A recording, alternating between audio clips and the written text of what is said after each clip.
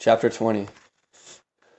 Back in the army again, I thought a great deal about my two visits with Mr. Gurdjieff in Paris, but it must have been 2 or 3 days before my dramatic departure from his apartment before I even attempted to evaluate my relationship with him or the meaning of that whole finale.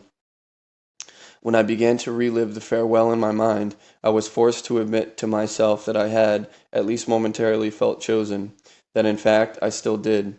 I was pleased with my behavior at that moment. I had learned enough from him to be cagey about it when I had been accused by the lady, but the feeling of triumph was not unadulterated, and I was besieged by questions and doubts. I even went so far as to make a list of my doubts, and I tried to think back over my entire experience with this man. The list began more or less as follows. 1. It is at least possible that he was actually referring to me as his successor. It was possible on many counts. A.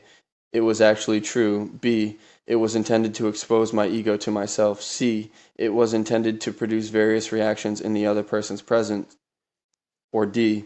It was a huge joke on the devout followers. Number 2.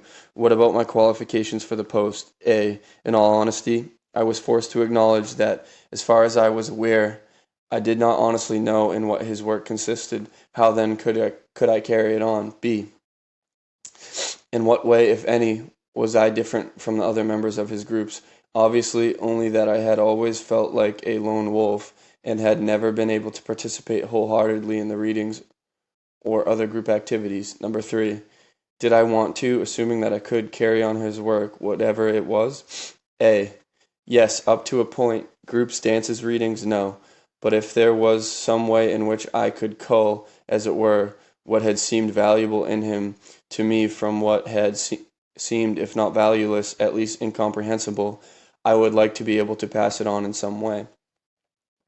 There were more questions. In fact, they went on, and there were some tentative answers. My final answer did spring some years later from the ones I have listed above. At the time, however, I was only confused and rather grimly determined to put the questions out of my mind. I realized that I had been moved, confused, and perplexed by that last meeting, and my determination resulted in the decision that I would somehow manage to get to Paris once more before returning to the United States. The war in Europe was over, and shortly after the last visit to Paris, the 2 atomic bombs were dropped on Japan, to the horror of most of us in the European theater. Like all other soldiers, I spent most of my time trying to hasten my own departure and speed up my return to America. Not too easy, because while I had a large number of points, more than I needed to get back, I was not married, and I was an officer by that time, having received a field commission. Married men and enlisted personnel had priority. I did, however, manage to get myself on the shipment list after some conniving, and also wrote my own travel orders, routing myself through Paris on some sort of non-existent official business, a rather common practice in those days, as a last fling in Paris was practically obligatory, even though reasonably difficult to achieve.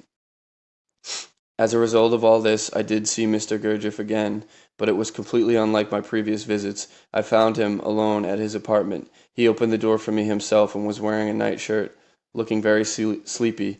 He gave me what I can describe only as a cold look and asked me what I was doing there. Already I tell you goodbye, and already I think you in America. Why you come?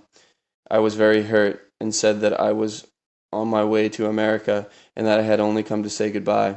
He looked at me then, at least without hostility, and said, "Cannot say goodbye again, this already done." Then he gave my hand an impersonal final shake. I did not say anything more, and since he had not asked me to come in, I turned to leave. He stopped me with a gesture, and then said sharply, and with a smile on his face, "Americans drop bomb on Japan, yes?" I nodded, and he went on, "What you think of your America now?" I was going to attempt to reply, but he closed the door gently in my face. There had been obviously no time for questions, and as I faced the door, I knew there never would be. If I have ever known anything in advance, positively in my life, I knew something then. I would never see him again, and I didn't. At that very moment, as I walked away from his apartment, I saw one huge question looming up before me.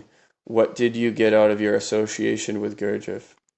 How has he affected your life? What did you learn from him? I phrased it as 3 questions, but it is really one. I put it aside then deliberately, For the moment, at least, it was totally unanswerable. It remained unanswerable for many years, until it inevitably reasserted itself.